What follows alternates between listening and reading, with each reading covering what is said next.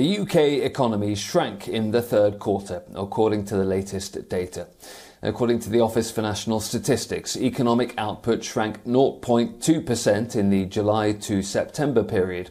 Last week, the Bank of England said the UK economy is set to contract in the current quarter as well, and that would mean the economy had fallen into recession if it pans out. The BOE also warned the recession could last until the middle of 2024. The new data comes ahead of a fresh budget announcement from the government of new Prime Minister Rishi Sunak. That autumn statement will take place on Thursday of next week. The UK is facing a cost of living crisis with inflation at a 4-decade high, above 10%. The country also faces a winter of strike action, with workers in the public and private sectors demanding pay increases to match or beat inflation.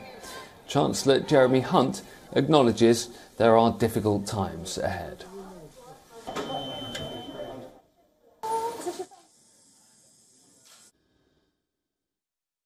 Well, the Bank of England says that we are likely to be in recession. This is disappointing but not entirely unexpected news.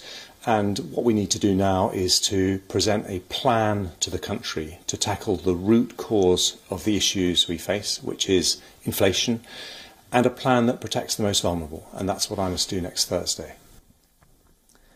Dr. Nigel Fletcher, political historian at King's College London, joins me now for more on this.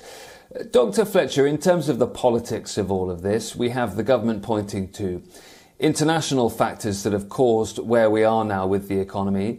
We have the opposition blaming the government. Who is to blame here, and who crucially will the electorate blame, do you think, for the UK heading towards, it seems, a recession?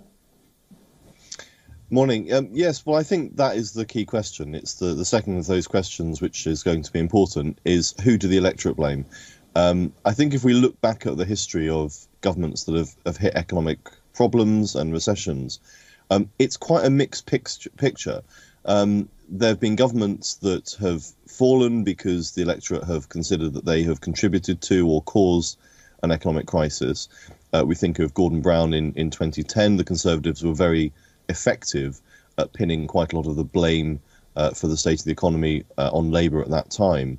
But there are also other occasions when a government has hit a quite damaging recession and then come back to win an election. For example, in 1992, John Major, in sort of the 1990-1991 period, the UK was in recession, and the recovery was just beginning by the time the election came around in 1992, and the Conservatives won a surprise victory then. And I think the crucial thing here is about whether the electorate trusts the Conservatives to repair the economy.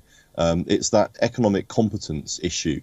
And the worrying thing for the Conservatives here, I think, is that they're not facing Jeremy Corbyn this time. There isn't that advantage that they've had in the last two elections, where they've been able to say quite convincingly to the electorate that Labour would crash the economy and that their plan was not credible, and that the Conservatives were much more competent.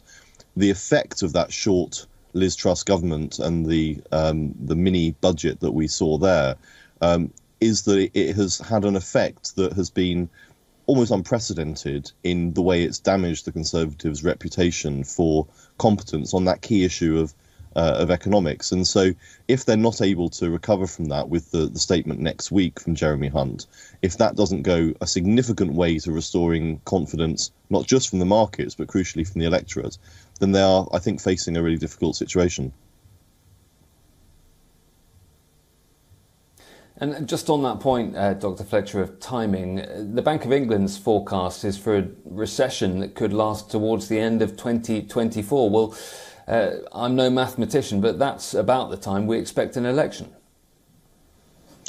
Yes, and I think it's going to be very difficult if we get to the run-up to the next general election and the Conservatives can't point to signs of recovery. As I say, the parallel they'll probably be looking towards will be that 1992 election, where the UK economy was still in a very difficult situation, But John Major was able to take to the electorate a plan and to say that, we are seeing the green shoots of recovery, we're starting to come out of recession. And so I think they'll be looking at that as a model to be able to say by the time we get to that election that things are improving, and try and put more of the heat onto Labour about their plans. The difficulty they've got, as you say, is this issue of timing, that if the recession is still ongoing and there are very few signs of recovery at that time, that's a very difficult case to make. I mean, it's not something that necessarily will prevent them from being able to make that case. But at the moment, we're not seeing a huge return of support for the Conservatives since the replacement of Liz Truss with Rishi Sunak. There's been a slight improvement, but, they were 35 points behind in the polls. They're now sort of around 20 points. That may sort of continue to erode Labour's lead in the run-up to the next election. We would expect it probably to tighten in the run-up to that. But it's not showing a huge swing back to the Conservatives as a response to Rishi Sunak and Jeremy Hunt taking over the nation's finances.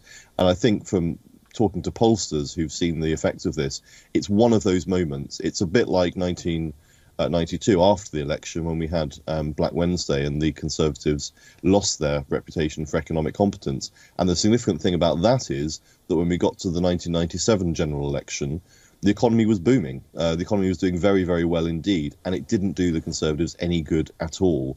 By that time, people didn't credit them with the recovery. And I think the danger for the Conservatives here is that even if they do manage to get that timing right and things are starting to improve, they may not get the credit from the electorate. Dr. Nigel Fletcher, political historian at King's College London. Thank you. WION World is now available in your country. Download the app now and get all the news updates on the move.